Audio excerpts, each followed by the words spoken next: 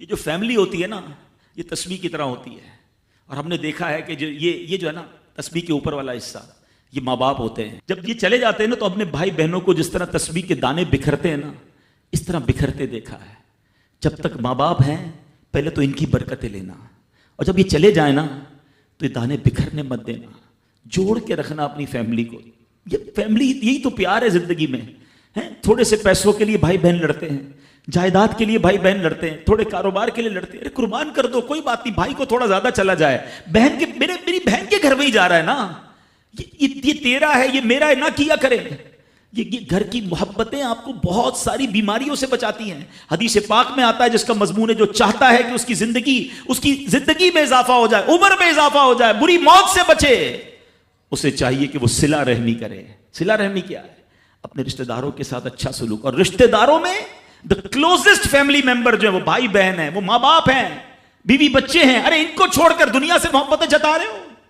نہیں میرے پیارے اسلامی بھائیوں. تو اپنی بچیوں کے ساتھ اور اپنی بہنوں کے ساتھ بالخصوص اچھا سلوک کرنا. خوش نصیب ہے وہ بھائی جو بہنوں کا مان ہے، خوش نصیب ہے وہ جو والد جو اپنی بچیوں کے ساتھ اچھا برتاؤ کرتا ہے. بہنوں کی دعائیں بھائی کو بہت اوپر لے جاتی ہیں. خوش نصیب ہے وہ بھائی. اچھا ہمارے ایک اور نظام پتہ ہے کیا ہے کہ جب تک ماں باپ کے ساتھ رہ رہے ہیں تو چلے بھائی بہنوں میں پیار ہے. اب بھائی بہنوں میں شادی ہو گئی، سب کی شادیاں ہو گئیں اور ماں باپ چلے گئے، تو اب نارملی لوگ اپنی بہنوں کو اگنور کرتے ہیں. اب یار میں تو اپنی بیوی کو دیکھوں گا، اپنے بچوں کو دیکھوں گا، اپنی کمائی کو دیکھوں گا. نہیں، اب بھائی کا کام ہے کہ وہ والد کا کردار ادا کرے. بہنوں کو یہ احساس دلائے کہ تمہارے ماں باپ چلے گئے ہیں مگر تمہارے بھائی زندہ ہیں، ہر مشکل میں تمہارے بھائی تمہارے ساتھ کھڑے ہوں گے.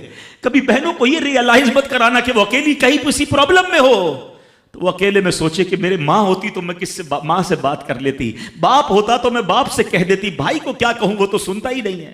ہیں ایسے بھائی آج بھی کہ بہنیں انہیں اپنا دکھ بھی شیئر نہیں کرتی ہیں، بلکہ بھائیوں کو پڑی ہی نہیں ہے بہن کدھر گئی.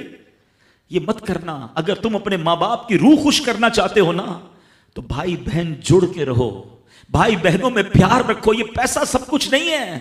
ارے جو کچھ میرے پاس ہے اگر میرا بھائی بہنوں پہ خرچ ہو جائے تو اس سے اچھی کیا چیز ہے.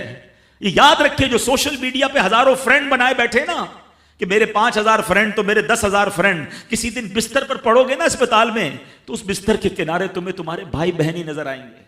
وہ سوشل میڈیا والا تمہارا جو سارے دن چیٹنگ جس کے ساتھ واٹس ایپ پہ لگے ہوئے ہو نا گروپ میں، کوئی نظر نہیں آئے گا. جب تمہارے گھر میں کوئی بچے کا پرابلم ہوگا، آدھی رات کو اگر تمہارے گھر کوئی آ کے تمہیں دلاسا دے گا تو تمہارے بھائی بہن ہوں گے. بہنوں کو حقیر نہ سمجھنا، یہ ان لوگوں کے لیے بھی درس ہے. اسلام جب نہیں آیا تھا نا تو بہنوں کے حقوق نہیں تھے، ان کو کوئی ورثے میں حق نہیں دیتا تھا، بہنوں کی شادیاں نہیں کرواتے تھے. مگر آج بھی کچھ قبائل سنا ہے ایسے ہیں، آج بھی بدبخت کچھ لوگ ایسے ہیں جو بہنوں کے حق دبا لیتے ہیں. ارے بہنیں تو غم گسار ہوتی ہیں، بہنیں تو بھائیوں کا مان ہوتی ہیں. ارے بہنیں ہوتی ہیں تو گھر میں رونق ہوتی ہے. ارے بہنوں کو عزت دیا کرو، بہنوں کو پیار دیا کرو. اللہ کے حبیب فرماتے ہیں ایسا بھی ہوا کہ کچھ لوگوں کی ماں باپ جلدی چلے گئے، اب بھائی پر بہنوں کا بوجھ ہے. ایک صحابی کے بارے میں آتا ہے ان کی 6 یا 7 بہنیں تھیں اور سبحان اللہ وہ اپنی بہنوں کو انہوں نے پالا، اپنی بہنوں کو باپ بن کر پالا. ان کے بالوں میں کنگھی بھی کرتے تھے. اور جب بہنوں کی شادیاں ہو گئی، بہنیں بڑی ہو گئی، اپنی شادی تاخیر سے کی اور شادی بھی کسی بیوہ سے کی. پوچھا گیا کہ کیوں بیوہ سے شادی کی؟ کہا میری بہنوں کو ایک ماں کی حاجت تھی، میں کوئی جوان لڑکی لے آتا تو بہنوں کا کیا ہوتا. اللہ اکبر. یہ صحابہ کا انداز. اور آج جو بہنوں کا حق دباتے ہیں، آج جو بہنوں کو ذلیل کرتے ہیں، نہ کرنا.